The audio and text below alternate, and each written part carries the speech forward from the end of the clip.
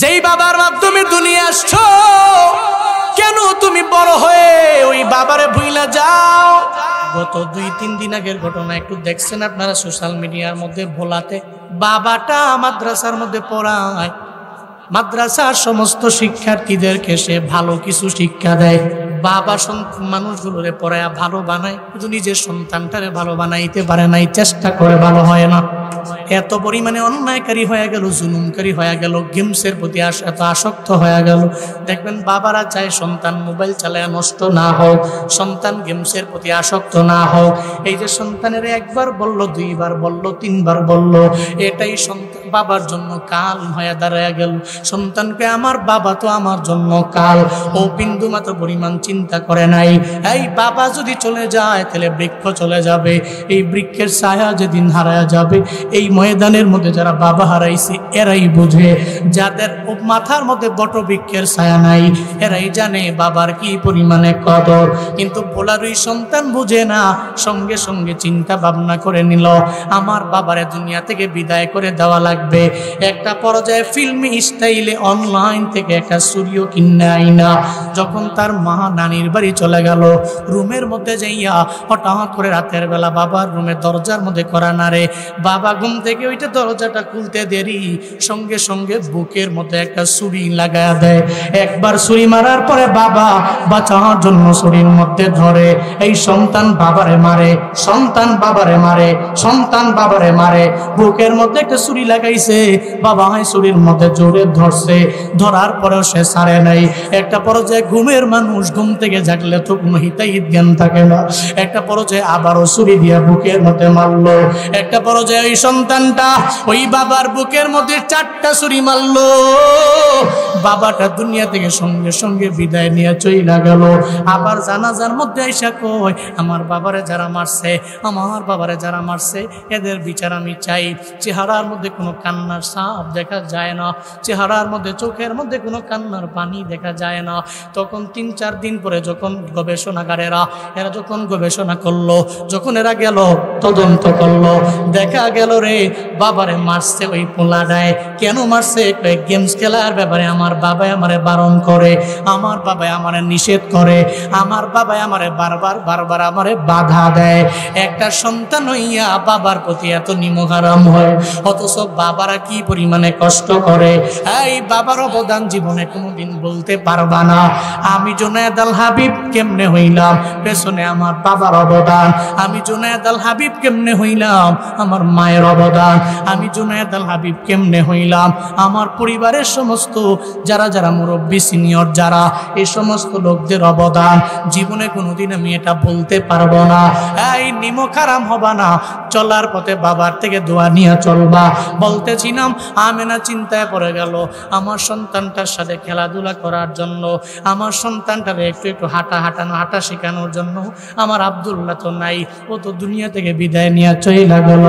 আল্লাহ কয়, এই আমেনা চিন্তা করার দরকার নাই, টেনশন করার প্রয়োজন নাই। বন্ধু তো আমার, চিন্তা তুমি করবা কেন? আমার বন্ধুরে কেমনে কি করা লাগবে আমি আল্লাহ বলে দিব। আল্লাহ কয়, রে আমেনা তুমি চিন্তা করা লাগবে না। যদি আব্দুল্লাহ দুনিয়ার মধ্যে বেঁচে থাকতো, ওই আব্দুল্লাহ তো আমার নবীরে মানে আমার বন্ধুরে হয়তো এক বাজার থেকে আরেক বাজার, এক গ্রাম থেকে আরেক গ্রাম এত দূর পর্যন্ত হাঁটে নিয়ে যাইতো, আর না হয় উটের মধ্যে চড়ে নিয়ে যাইতো, আর না হয় ঘোড়ার মধ্যে করাইয়া নিয়ে যাইতো। কিন্তু আমার বন্ধুরে একটু সময় দাও, আমি আল্লাহ পাক রব্বুল আলামিন আমার বন্ধুরে শুধুমাত্র দুনিয়ায় দেখাবো এমন না। সুবহানাল্লাযী আসরা বিআবদিহি লাইলাম মিনাল মাসজিদিল হারাম ইলাল মাসজিদিল আকসা আল্লাযী বারাকনা হাওলাহু লিনুরিয়াহু মিন আয়াতিনা ইন্নাহু হুয়াস সামিউল বাসীর। চিল্লা পড়েন আল্লাহু আকবার, আর জোরে আল্লাহু আকবার। আল্লাহ কয়, আমেনা গো চিন্তা করার দরকার নাই, টেনশন করার কোনো প্রয়োজন নাই।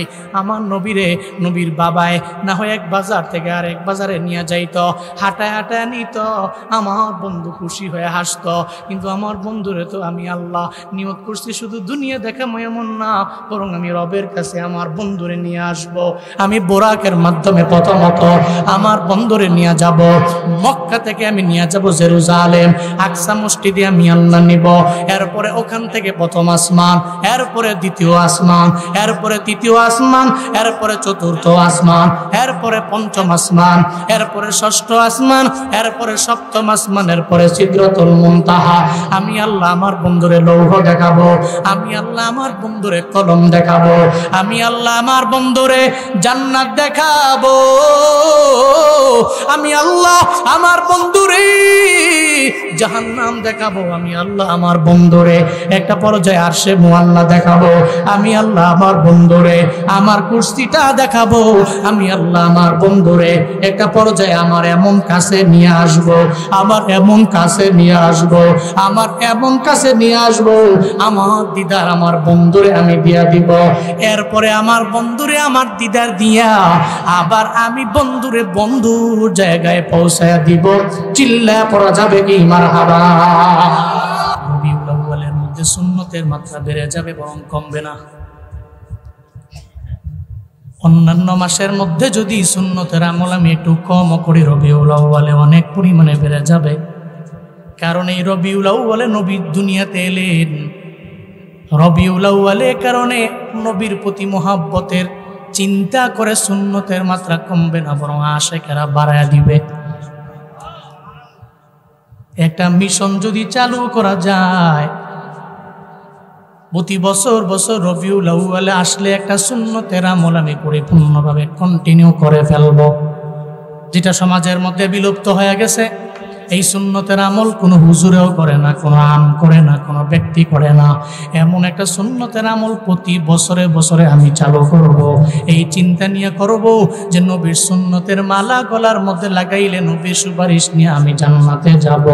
প্রতি বছরে রবিউল আউয়ালে যদি এমন একটা মিশন চালু করা যাইত, আর এই চিন্তা নিয়ে যদি আগানো যাইত, একটা সুন্নতের আমল আমি কন্টিনিউ করব। আমার গলায় দড়ি আসলে আসুক, অসুবিধা নাই। সুন্নতের আমল আমি জীবনে কোনোদিন আমি ছাড়ব না। আমার উপরে আঘাত আসলো, এরপরেও ওই সুন্নতের আমল আমি ছাড়ব না। এই চিন্তা নিয়ে যদি আগানো যায়, আমার কাছে মনে হয় রবিউল আউয়ালে মসজিদে নববীর রওজার কিনারা থেকে মদিনাওয়ালা নবী আশিকদের প্রতি বেশি রাজি হয়ে যাবে, ঠিক কিনা? রবিউল আউয়ালে সুন্নতের মালা গলায় লাগাও। অন্যান্য মাসে কেমন করেছ ওইটা আমি দেখবো না, বলবো না, কিন্তু রবিউল আউয়ালে মদিনাওয়ালা নবীর প্রেম নিয়ে যারা জশ্নে জুলুস করলা, অসুবিধা নাই। কিন্তু নবীর কয়টা সুন্নতের আমলকে বান্দা তুমি জিন্দা করতে পারলা, আমায় বলো না। বরং নবী তো আরো বেশি খুশি হইতো যদি নবীর একটা সুন্নতের আমল যেটা মৃত হয়ে গেল, বিলুপ্তের পথে চলে গেল, এমন একটা সুন্নতের আমল যদি কন্টিনিউ করা যাইত, মদিনাওয়ালা নবী আমার আপনার প্রতি রাজি হয়ে যাইত। আর নবীরে যদি রাজি বানানো যায়, ফায়দা আছে না নাই?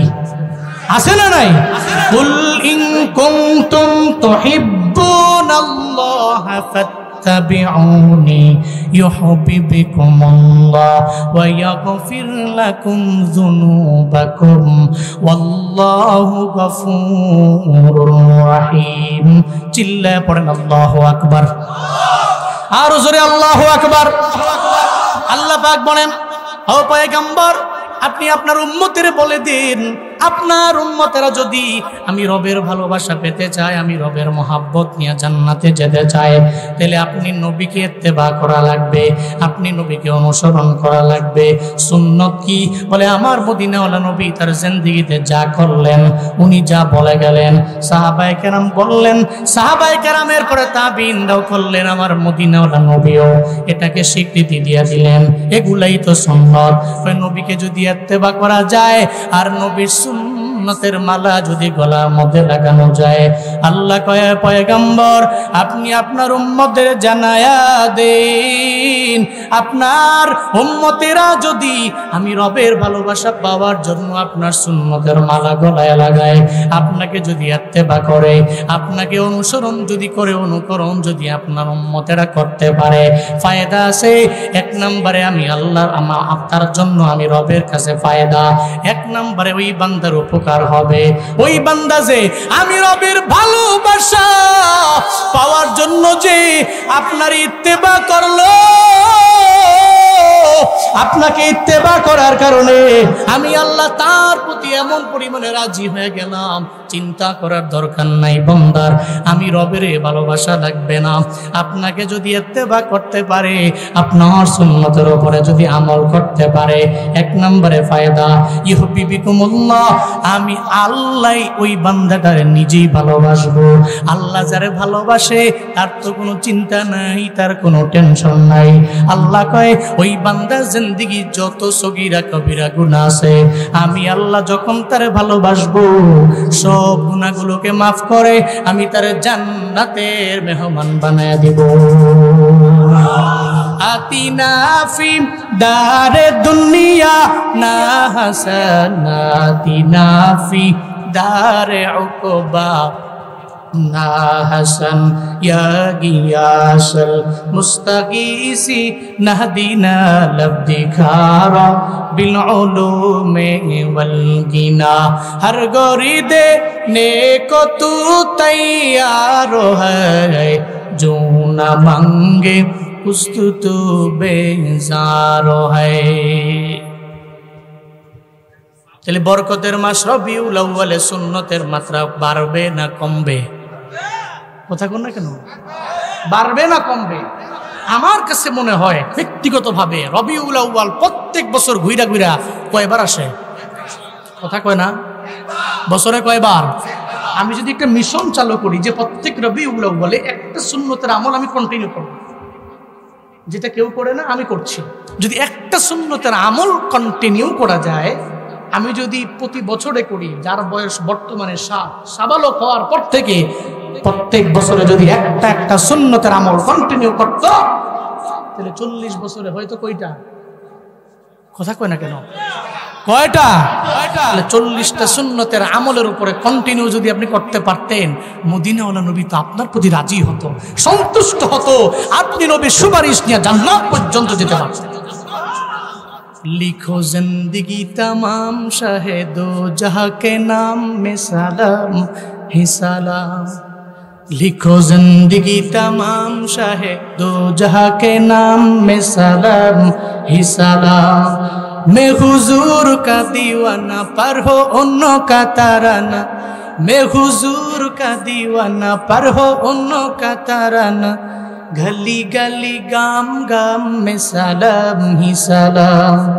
लिखो जिंदगी तमाम शाहे दो जहां के नाम में सलाम ही सलाम। लिखो जिंदगी तमाम शाहे दो जहां के नाम ही सलाम ही सलाम। कैसा प्यारा नाम रखा अल्लाह ने हुजूर का, आमिना के लाल यानी आका पुनूर का। कैसा प्यारा नाम रखा अल्लाह ने हुजूर का, आमिना के लाल यानी आका पुनूर का। प्यारा नाम ले जब हो प्यार से ले तब, प्यारा नाम ले जब हो प्यार से ले तब। एक दूसरे को थाम में सलाम ही सलाम। लिखो जिंदगी तमाम शाहे दो जहां के नाम में सलाम ही सलाम। लिखो जिंदगी तमाम शाहे दो जहां के नाम में सलाम ही सलाम। জীবনে চলার পথে দুরুদের মাত্রা বাড়বে না কমবে? অল্প অল্প হবে না বেশি বেশি হবে? মৃত্যু পর্যন্ত করার মতো তৌফিক আল্লাহ দান করেন, সকলে বলি আমিন। একটু আগায় বসবেন, একটু জিকির করেন, একটু আগায় বসেন। যারা দাঁড়ায় আছেন বসতে সুন্দর লাগবে, যাইয়েন না।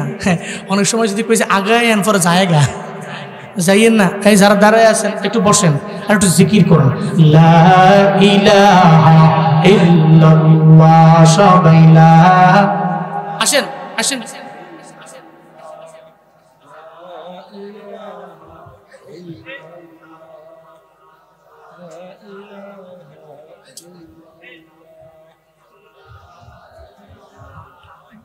সবাই আরাম করে বসে, আরাম করে।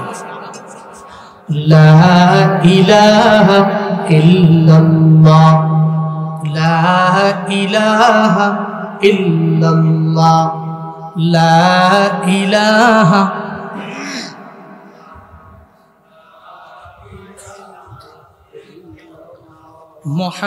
মুহাম্মাদুর রাসূলুল্লাহ সাল্লাল্লাহু আলাইহি ওয়াসাল্লাম। তাইলে রবিউল আউয়ালে সুন্নতের মাত্রা বাড়বে না কমবে?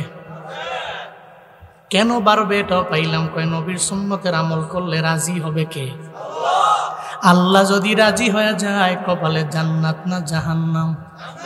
আল্লাহরে রাজি বানাইতে পারলে জান্নাত। তাহলে আল্লাহর রাজি বানানোর জন্য নবীর ইত্তেবার কোনো বিকল্প নাই, নবীর সুন্নতের আমলের কোনো বিকল্প নাই। আল্লাহই তো জানাইয়া দিলেন, বান্দারে তুই যদি আমি রবের ভালোবাসতে চাও, আমি রবের ভালোবাসা পাইতে চাও, তাহলে নবীর ইত্তেবা করলে আমি আল্লাহরে পাইয়া যাবা, আমি আল্লাহরে পাইলে জান্নাত পেয়ে যাবা। নবীর সুন্নতের আমল কেন করবেন না? রবিউল আউয়ালে সুন্নতের মাত্রা কেন বাড়াবেন না? রবিউল আউয়ালে তো আসলেন আমার মায়ার নবী, আসলেন যে নবী আসার কারণে আমগো ফায়দা হয় নাই, হয় নাই, হইছে নি? যেই নবী দুনিয়াতে আসলেন আলামিনের জন্য রহমত, পড়ে আল্লাহু আকবার। শুধুমাত্র রহমতটা শুধুমাত্র আমগো মানুষের জন্য এমন না, মাছের জন্য নবী রহমত, প্রাণীর জন্য নবী রহমত, চতুষ্পদ সব জন্তুর জন্য নবী রহমত। আল্লাহ কয়, এই পয়গম্বর রবিউল আউয়ালে দুনিয়াতে পাঠাইলাম, আপনার কারণে সবার দামও বাড়াইয়া দিলাম, আপনার উম্মতের দামও বেড়ে গেল। কেমন বেড়ে গেল? একটা উদাহরণ দিলে বুঝবেন রে বাবা। নবীর কারণে আমগো দাম আল্লাহ দরবারে কি পরিমাণে বেড়ে গেল। অন্যান্য নবীর যে উম্মতেরা ছিল, ধরেন ঈসা নবীর উম্মতেরা অথবা মুসা নবীর উম্মতেরা, দাউদ নবীর উম্মতেরা, সব উম্মতেরা ইবাদত করার জন্য নির্দিষ্ট একটা জায়গায় যাওয়া লাগতো। ওই জায়গায় যে আমল করলে কবুল হবে, ওই জায়গা ছাড়া অন্য জায়গার মধ্যে আমল করলে কবুল হবে। কিন্তু আমরা এত পরিমাণে দামি হয়ে গেলাম নবীর কারণে। আপনাদের এই বিশাল হাওরের মধ্যে, বিশাল বিলের মধ্যে আপনি নৌকা নিয়ে চলে গেলেন মাছ ধরার জন্য। এই নৌকা নিয়ে গেছেন তো অসুবিধা নাই, নদীর মাঝে তো মসজিদও পাওয়া যাবে না। আজান হয়ে গেল জোহরের আজান, আজান হয়ে গেল আসরের আজান, আজান হয়ে গেল মাগরিবের আজান, আজান হয়ে গেল এশার আজান। চিন্তা করার দরকার নাই, ওই জায়গার মধ্যে মসজিদ নাই, নৌকা তো আছে। আপনি নৌকার মধ্যে একটা গামছা বিছাইয়া যদি ওই জায়গার মধ্যে নামাজে দাঁড়ায়া যান, আপনার নামাজ রবের দরবারে কবুল হয়ে যাবে। ওটা নবীর কারণে হয়েছে, দুনিয়ার কারো কারণে হয় নাই। আল্লাহ নবীর কারণে পুরো দুনিয়াটা এত পরিমাণে পবিত্র বানিয়ে দিয়েছেন। মদিনাওয়ালা নবীর কারণে পুরো দুনিয়াটা পবিত্র হয়ে গেল। কই নবী আসতে এ কারণে পবিত্র, সব জায়গা পবিত্র। আপনি যেখানে সেজদা লাগাবেন, সেজদা কবুল করে নিবেন কে? আরো জোরে বলেন কে? নবীর কারণে সব পাইলাম, আমার মায়ার নবীর কারণে কি না পাইলাম? কি পরিমাণে বরকত নবী দুনিয়ার মধ্যে আসলেন। এই ব্রাহ্মণবাড়িয়া মুসলমানেরা, এই সদরের আমির পাড়ার মুসলমানেরা, এই দারমা মজলিশপুরের মুসলমানেরা, একটু মনোযোগের কান লাগায় শুই না যাও রে বাপ। আমার মদিনাওয়ালা নবী এমন পরিমাণে দামি এক নবী, এত বরকত নিয়ে উনি দুনিয়ার মধ্যে আসলেন। উনি যে দুনিয়া আসলেন, জন্মের পরে যে নবী বরকত এমন না, আমার নবী নবুয়ত পাওয়ার পরে বরকত এমন না, বরং জন্মের আগেও নবীর বরকত আছে না নাই? আছে না নাই? জন্মের আগে আমার মায়ার নবী কি পরিমাণে বরকত! ও ব্রাহ্মণ বাড়ি আর মুসলমান, মনোযোগের কান লাগায় শুই না যাও। আমার মায়ার নবী জন্মের আগে কি পরিমাণে বরকত। ওই দুনিয়াতে এমন কোনো বাচ্চা নাই যেই বাচ্চা মায়ের পেটের মধ্য থেকে সুঘ্রাণ ছড়ায়, কিন্তু আমার আপনার নবী মায়ের পেট থেকে জন্মের আগে থেকে সুঘ্রাণ ছড়ায়। চিল্লায় পড়া যাবে কি মারহাবা। মক্কা নগরীর মধ্যে ছড়ায়া পড়লো আমেনা এক জায়গা থেকে আরেক জায়গায় যায়। এই আমেনা সুগন্ধি কেন ব্যবহার করে? আমাদের রুসুম মানে না, নিয়ম মানে না। স্বামী মারা গেল, স্বামী মারা গেলে ওই এলাকার নিয়ম হলো কোনো স্ত্রী সুগন্ধি ব্যবহার করতে পারবে। আমেনা কেন সুগন্ধি ব্যবহার করে? যখন এক জায়গা থেকে আরেক জায়গায় যায় এলাকাটা সুগন্ধিময় হয়ে যায়, সুগন্ধি দিয়া পরিপূর্ণ ভরপুর হয়ে যায়। একটা পর্যায়ে সবাই বিরক্ত হয়ে গেল। আবার এমন আতর ব্যবহার করে যেটা আমগো এলাকার মধ্যে কমন আতর না, আনকমন আতর। কোত্থেকে আনে রে? আমেনা কেন এটা ব্যবহার করে? আবার কোত্থেকে যেন নিয়ে আসে, কে যেন তারে দিয়া যায়। এক কান থেকে দুই কান, দুই কান থেকে চার কান যখন হয়ে যায়, একটা পর্যায়ে সবাই দৌড়াইয়া আব্দুল মুত্তালিবের দরবারে চলে গেল, মায়ার নবীর দাদার দরবারে। যায় বলে, ও আব্দুল মুত্তালিব, আপনার পুত্রবধূ এমন কেন? সে কেন আতর ব্যবহার করে বাহিরে যায়? আমাদের এলাকার নিয়ম কেন মানে না? কেন রুসুম মানে না? কেন সুগন্ধি ব্যবহার করে এক জায়গা থেকে আরেক জায়গায় যায়? আব্দুল মুত্তালিব কয়, তোমরা যাও যাও, আমার পুত্রবধূরে আমি জিজ্ঞাসা করব। আব্দুল মুত্তালিব সঙ্গে সঙ্গে এবার নিজের স্ত্রীকে ডাকলেন। ডাইকা বলে, স্ত্রী রে, হ্যাঁ স্ত্রী, কেন আমার পুত্রবধূ আমেনারে বারণ করো না? সুগন্ধি ব্যবহার কেন সে করে? কেন তারে বারণ করো না? কেন তারে নিষেধ করো না? কেন সে সুগন্ধি ব্যবহার করে এক জায়গা থেকে আরেক জায়গায় যায়? এবার বিবি কয়, স্বামী গো, কি বলবো আপনার সেই কথা, আমি তো আপনার দরবারে কোনো সময় এটা শেয়ার করলাম না। এবার সঙ্গে সঙ্গে বিবি তার স্বামীরে জানায়া দেয়, মানে দাদি দাদারে জানায়া দেয়, নবীর দাদি দাদারে। আব্দুল মুত্তালিব ডাইকা বলে, ও বিবি আমার, আমারে বলো না, কি বলবা তুমি যে কথাটা আমারে বললা না? আব্দুল মুত্তালিবের বিবি জানায়া দেয়, স্বামী গো, আমি তো আপনারে বলি নাই, কারো দরবারে আমি বলি নাই, আমি স্বয়ং আমেনারেও বললাম না। যখন সে গোসলখানা থেকে বের হয়, আমিও যখন গোসল করার জন্য আবার পুনরায় ঢুকি, গোসলখানার মধ্যে যাওয়ার পরে আমি ওই গোসলখানায় যায় দেখি মনে হয় একটা আতরের ডাব্বার ভিতরে আমি নিজেই ঢুইকা গেলাম। ওই গোসলখানার মধ্যে এত ঘ্রাণ আর ঘ্রাণ আর ঘ্রাণ, আমি আমেনারে জিজ্ঞেস করতে পারি না, এই আমেনা তুমি কেন সুগন্ধি ব্যবহার করো? এক নম্বরে তো সে স্বামী হারানোর বেদনা, আবার পেটের মধ্যে আমার একটা নাতি নিয়া নিয়া ঘুরে রে, আমি কেমনে জিজ্ঞাসা করি, এই পুত্রবধূ কেন তুমি সুগন্ধি ব্যবহার করো? আমি তারে বলতে পারি না, আমার ইতস্ত লাগে। আমি যদি তার স্বামীর কথা স্মরণ করে দিই, চোখের পানি ফালায়া ফালায়া কাঁদবে। আমি আমেনারে একটা বারের জন্য বলি নাই। তবে চলেন না আজকে দুইজনে মিল্লা আমেনারে ডাক দেই, পুত্রবধূরে ডাক দেই। আব্দুল মুত্তালিব আর ওনার বিবি দুইজনে মিল্লা যখন আমার নবীর মা আমেনারে ডাকলেন, সামনে যখন আনলেন, আসার পরে কয়, এই পুত্রবধূ আমেনা, কেন তুমি সুগন্ধি ব্যবহার করো? কেন এক জায়গা থেকে আরেক জায়গায় সুগন্ধি দাও? তোমার সুগন্ধির ঘ্রাণে পুরো এলাকাটা কেন সুগন্ধিময় হয়ে যায়? আর ওই বিচার কেন আমার কানের মধ্যে চলে আসলো? আমেনা কয়, ও আমার শ্বশুর আব্বা, আমার পেটের এই সুঘ্রান্ত শুধুমাত্র আমার বডির মধ্যে আছে এমন না, বরং এই সুঘ্রাণ এমন পর্যায়ে চলে গেছে।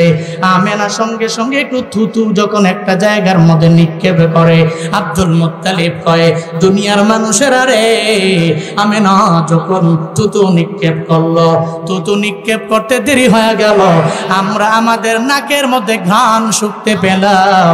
তার বডিতেই শুধু ঘ্রাণ না, তার পুরা বডির ভিতরে যা কিছু আছে সব কিছুতে ঘ্রাণ দিয়া ভরা।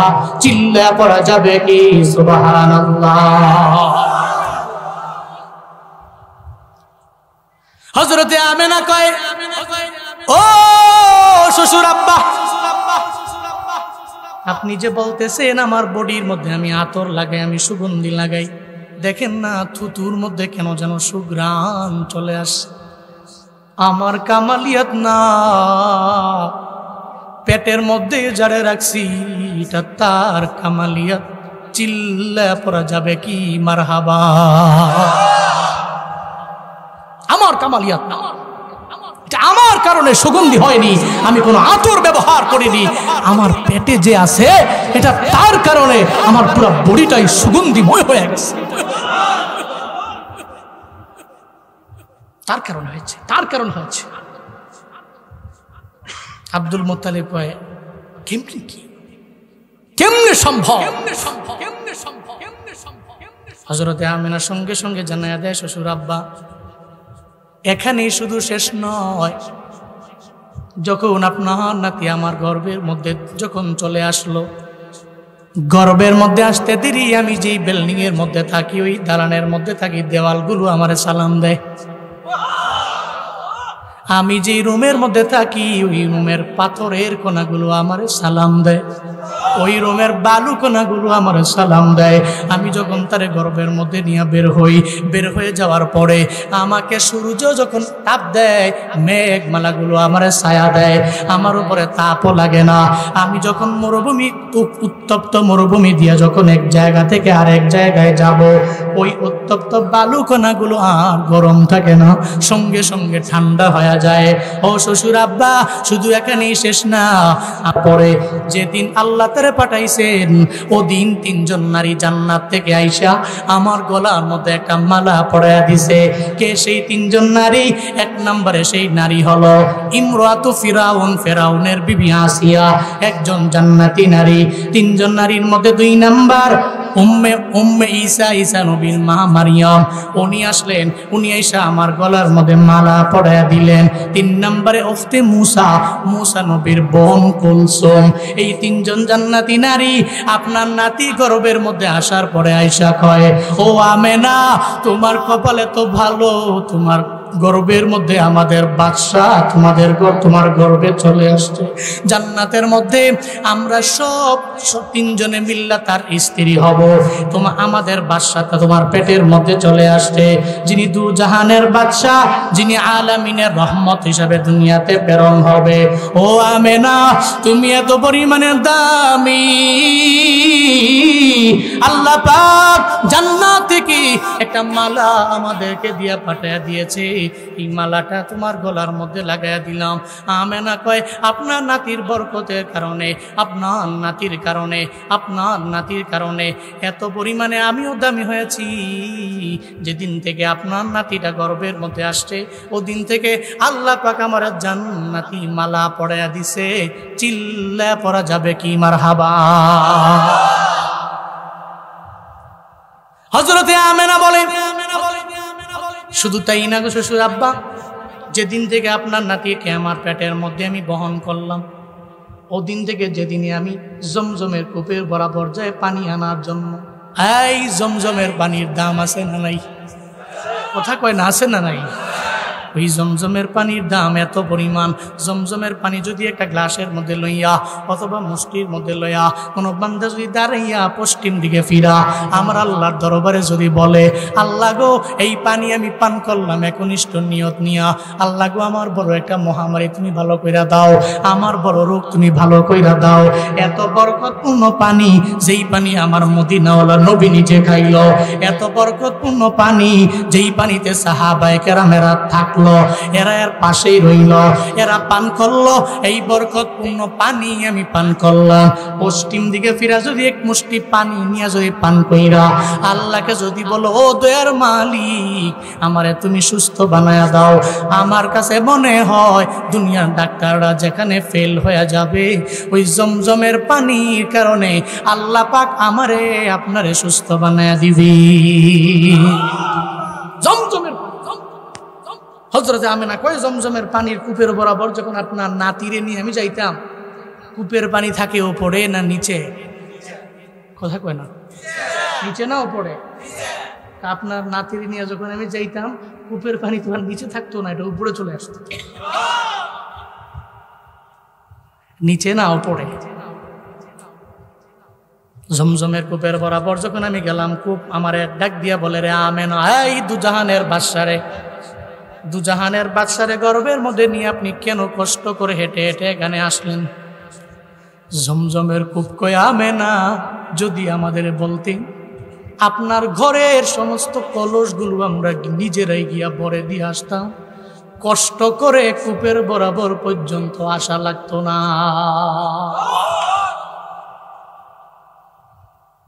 হযরতে আমেনা বলে, এটা সব আপনার নাতির বরকত। যেই নাতির কারণে জমজমের কূপের বরাবর আমি গেলাম, ওই কূপের বরাবর যাওয়ার পরে আমি দেখি ওই কূপের পানিগুলো সব উপরে চলে আসলো, বিন্দু মাত্র পরিমাণ নিচে থাকে না, খালি উপরে উতলে আসে। এলাকার সমস্ত প্রতিবেশী মহিলারা আমার দেখার পরে কয়, রে আমেনা তুমি যাইও না, তুমি যদি যাও তুমি চইলা গেলে পানিও চইলা যাবে, তাহলে আমগো রশির মাধ্যমে পানি ওঠানো লাগবে। তুমি যদি থাকো তাহলে পানিও উপরে চলে আসবে, তুমি থাকলে আমরা পানিগুলো নিয়ে যেতে পারবো, আর তুমি না চইলা গেলে আমরা রশি দিয়া বাড়ি থেকে পানি নিয়ে উঠে যাওয়া লাগবে। আমেনা কয় ঠিক আছে দাঁড়াইলাম, তোমরা পানি নিয়ে যাও। ঠিক যেমন কথা তেমন কাজ। হযরতে আমেনা যখন ওই জায়গা থেকে বের হয়ে চলে যায়, যখন জমজমের কূপ থেকে নিজের বাড়ির দিকে রওনা হয়, জমজমের কূপের পানি আর উপরে থাকে না, জমজমের কূপের পানি নিচে চইলা যায়। শুধু তাই না, রহমাতুল লিল আলামিন যখন দুনিয়ার মধ্যে আসলেন, ওই সময়ও বরকত আছে না নাই? আছে না নাই? আছে না নাই? এই আব্দুর রহমান ইবনে আউফ রাদিয়াল্লাহু আনহুর মা জানা দেয়, দুনিয়াতে কোনো সন্তান যখন দুনিয়াতে আসে, ওই সন্তানেরা আসার সময় সুগন্ধি নিয়ে আসে না দুর্গন্ধ নিয়ে? দুর্গন্ধ ছড়াইতে ছড়াইতে আসে।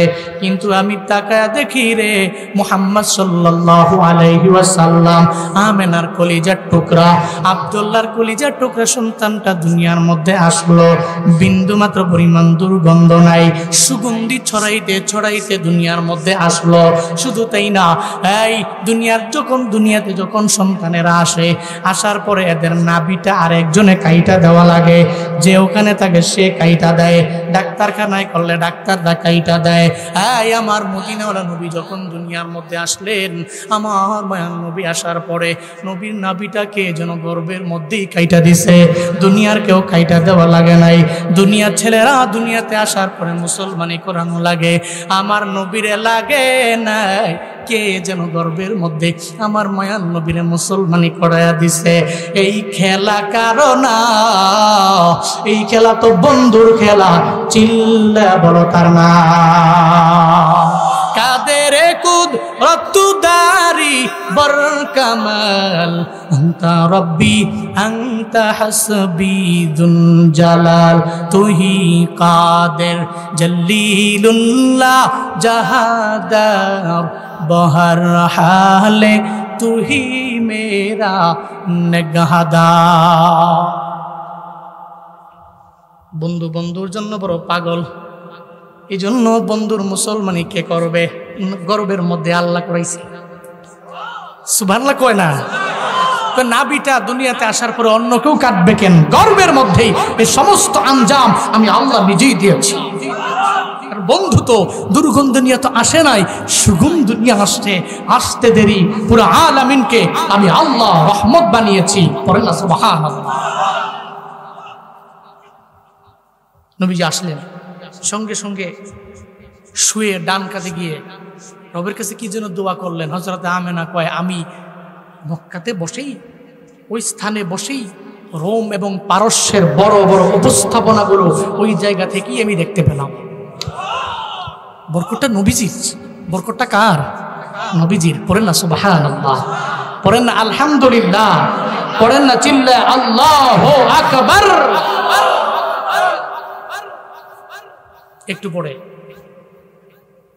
একটু পরে যখন রাহমাতুল লিল আলামিনকে কুলে নিলেন মা আমেনা, কুলে নিলেন, আকাশ থেকে একটা গায়েবী আওয়াজ আসলো, এই বাচ্চাটাকে গায়েব করো। কি করো? গায়েব, অনুপস্থিত করো, এই জায়গা থেকে নিয়ে যাও। আর নিয়ে আসমান জমিন এই পুরা জগতের মধ্যে যত মাখলুকাত আছে, সমস্ত মাখলুকাতের কাছে এই শিশুটাকে পরিচয় করিয়ে দাও। দ্যাট মিন্স আমার বন্ধুকে পৃথিবীর সমস্ত প্রাণীকুলের সাথে পরিচয় করাও, ইন ফিউচারে যাতে কেউ বলতে না পারে এই লোককে আমি দেখি নাই, এই লোককে আমি চিনি না, এটা যাতে কেউ বলতে না পারে। নিয়ে যাও আর পুরো জগৎটা ঘুরাইয়া সমস্ত মাখলুকাতের সাথে আমার নবীর তারিফ করে দাও, পরিচয় করে দাও। পড়ে আল্লাহু আকবার। এজন্যই নবীরে আমরা চিনি না মাছেও চিনি, কথা কয় না। শুধুমাত্র আমরা চিনি না উটও চিনে, শুধুমাত্র আমরা চিনি না ঘোড়াও চিনে, শুধুমাত্র আমরা চিনি নাকি জঙ্গলের সমস্ত প্রাণীকুলেরা চিনে? চিনে কি চিনে না? চিনে কি চিনে না? আরে মৃত খেজুর গাছও চিনে। সুবহানাল্লাহ পড়ে না? মৃত খেজুর গাছ চিনি নবীজি। আল্লাহ তো পরিচয় করায় দিচ্ছে, পৃথিবীর সমস্ত কিছুর কাছে পরিচয় আছে নবীজির। মক্কা থেকে হিজরত করে নবী যখন মদিনায় আসলেন, খুতবা দিতেন শুরুতেই একটা খেজুর গাছের সাথে ঢেলান দিয়া, মৃত একটা খেজুর গাছের সঙ্গে ঢেলান দিয়া নবী খুতবা দিতেন।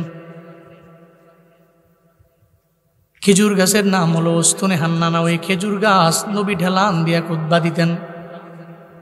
হঠাৎ করে মসজিদে নববীর মিম্বার যখন হয়ে গেল, নবী এবার আর ওই গাছের দিকে ঢেলান দিয়া খুতবা দেয় না, মিম্বর থেকে দাঁড়ায় দাঁড়ায় খুতবা দিবে। নবী দাঁড়ায় শুনে রে কে যেন গুনগুনে গুনগুনে কান্দে। নবী কয় সাহাবারা কারা তোমরা কান্না করো, কেন তোমরা কান্না করো? সাহাবীরা কয় নবী গো আমরা তো কান্দি না, আপনার জন্য কান্দি না, আমরা কেউ কান্দি না। আমাদের মন যদি খারাপ হয় দৌড়াইয়া আপনার চেহারা মুবারক দেখার জন্য চলে আসি। যত মনের দুঃখ আছে রে নবীর চেহারা দেখলে সব অটোমেটিক মুছে যায়। ওই নবী রওজায় যাওয়ার জন্য কারা কারা পাগল? দুইটা হাত তুইলা আল্লাহরে দেখা। আল্লাহ জীবনে একবার হলেও মদিনায় যাওয়ার মতো তৌফিক প্রত্যেককে দান করেন। সকলে পড়ি আমিন। আরো জোরে পড়েন আমিন।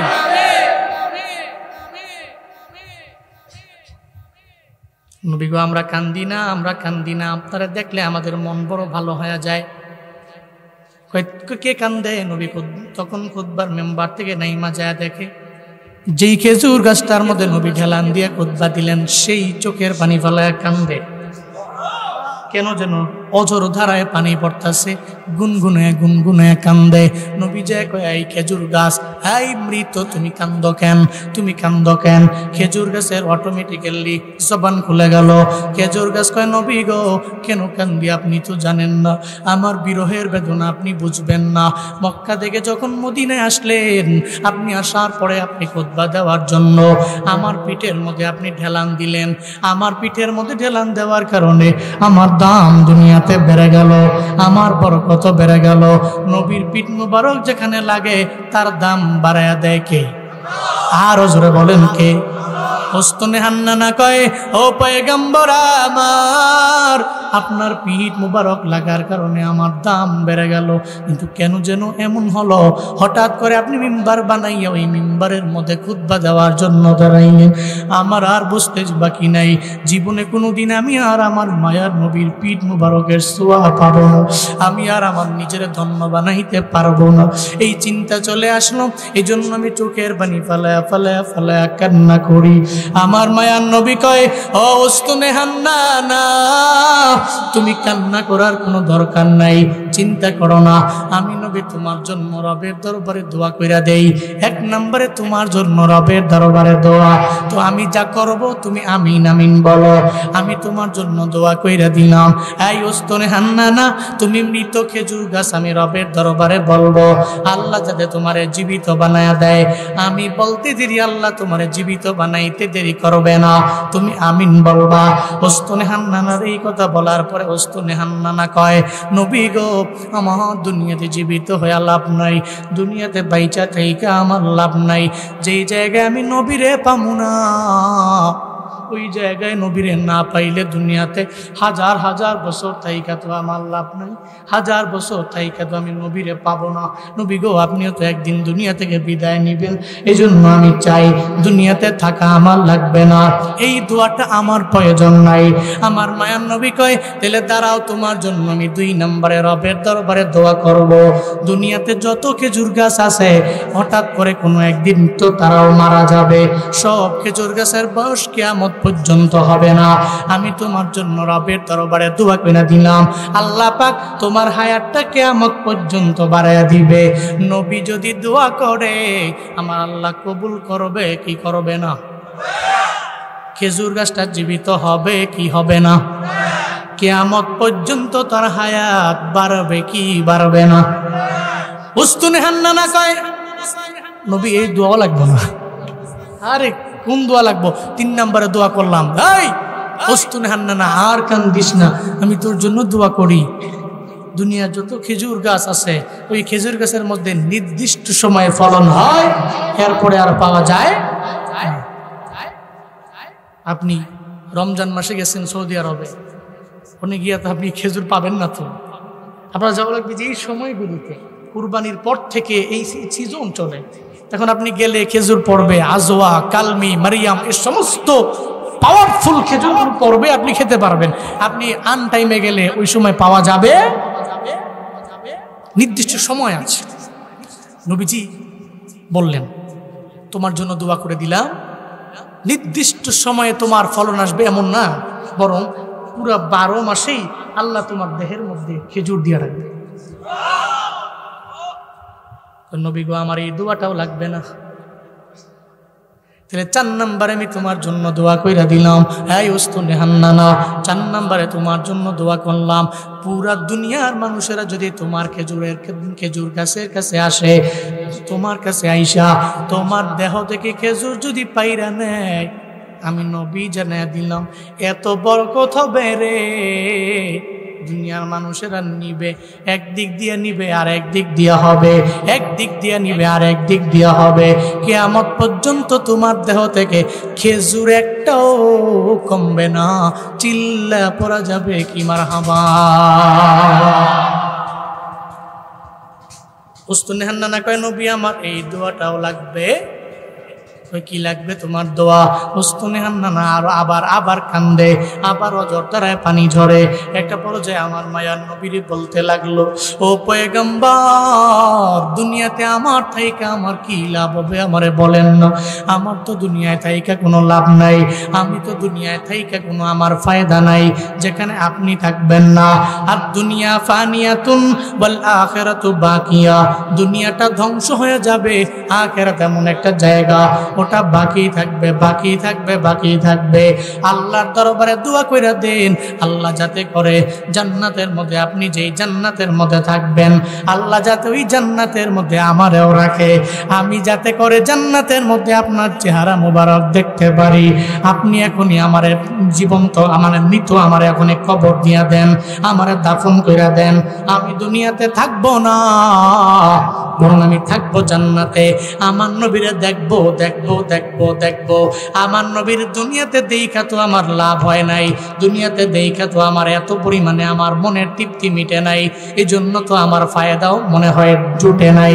ফায়দা জুটবে জান্নাতে, যেখানে থাকবে অনন্তকাল আমার নবী, আবাদান আবাদা আমার নবী।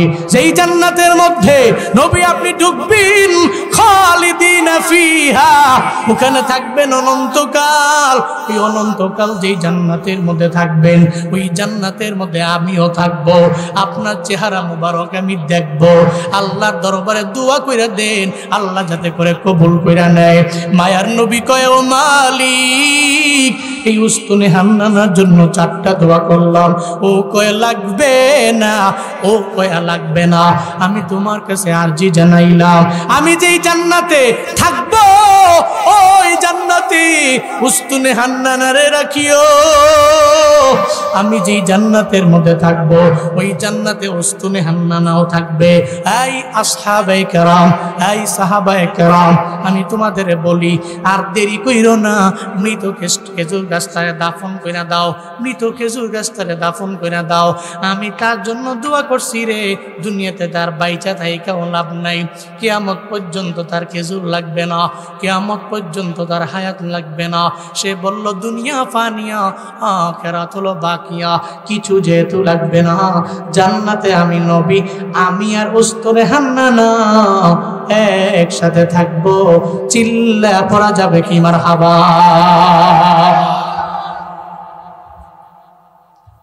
মৃত একটা খেজুর গাছ আমার মায়ার নবীরে চিনল। আল্লাহ কয় আমার মায়ার নবীরে আমি পরিচয় করে দিলাম, দুনিয়ার সব মাখলুকের কাছে আমি নবীরে নিয়ে গেলাম, যাতে কেউ বলতে না পারে শিশুরে আমরা চিনি না, এই মানুষটারে আমরা চিনি না। এই জঙ্গল আর হরিণীও নবীরে চিনে, সব আমার নবীরে চিনে, উট আমার নবীরে চিনে, সমুদ্রের মাছও আমার নবীরে চিনে, সবাই নবীরে চিনল, কপাল পোড়া মুসলমান নবীরে চিনে নাই। এবার যখন মদিনাওয়ালা নবী একটু বড় হয়ে গেলেন, হাঁটি হাঁটি পা পা করে আমার মায়ার নবী যখন আগায় যায়, তখন হযরতে আমেনা চোখের পানি ফেলায়া ফেলায়া কান্দে। চিন্তা করে সবাই আয়েশা বলে, এই মুহাম্মদের পাইয়া আমেনা তুমি কেন এখনো খুশি হইতে পারলা না, কেন তুমি চোখের পানি ফেলায়া কান্দো? আমি কান্দি আমার সন্তানের বাবার কথা আমার মনে পড়ে গেল, আব্দুল্লাহর কথা যখন আমার মনে পড়ে আমার পুরো দিলটা ফেটে যায়, আমার দিল ফাইটা খান খান হয়ে যায়। আজকে যদি আমার স্বামী আব্দুল্লাহ বেঁচে থাকতো, এই চাঁদ মাখা চেহারাওয়ালা সন্তানটারে দেখলে কি পরিমাণে সে খুশি হয়ে যেত। একটা বাবা হইয়া সন্তানের কি পরিমাণে মহাব্বত করে। এই ব্রাহ্মণবাড়িয়া সদরের আমির পাড়ার মুসলমানেরা, আপনি তো একজন বাবা, আপনার সন্তানের জন্য আপনার কি পরিমাণ মায়া। আপনি নৌকা নিয়ে যান, রাতের বেলা আসার সময় তার জন্য দোকানের মধ্যে একটা ঘাটের মধ্যে ভিড়াইয়া তার জন্য একটা চিপস হইলেও কিনে নিয়ে আসেন, একটা চকলেট আপনি কিনে নিয়ে আসলেন। আপনার ব্যবসা প্রতিষ্ঠান থেকে আসার সময়ে সন্তানের জন্য একটু মজা কিনে নিয়ে আসেন। একটা বাবা হইয়া সন্তানের জন্য এত পরিমাণে পাগল, কিন্তু আমার মাথায় ধরে না। সন্তান যেদিন বড় হয়ে যায়, হঠাৎ করে যখন ঘরের মধ্যে একটা বউ চলে আসে, কেন যেন সে একটা বড় পরিবারের বড় নেতা হয়ে গেল। হঠাৎ করে আর বাবার কথাও মনে রাখে না, কেন যেন মায়ের কথাও মনে রাখে না। বাবার সাথে টেলিফোন করে একটা মিনিট কথাও বলতে পারে না। এমন নিমখারাম সন্তান আছে না নাই? আসেনি?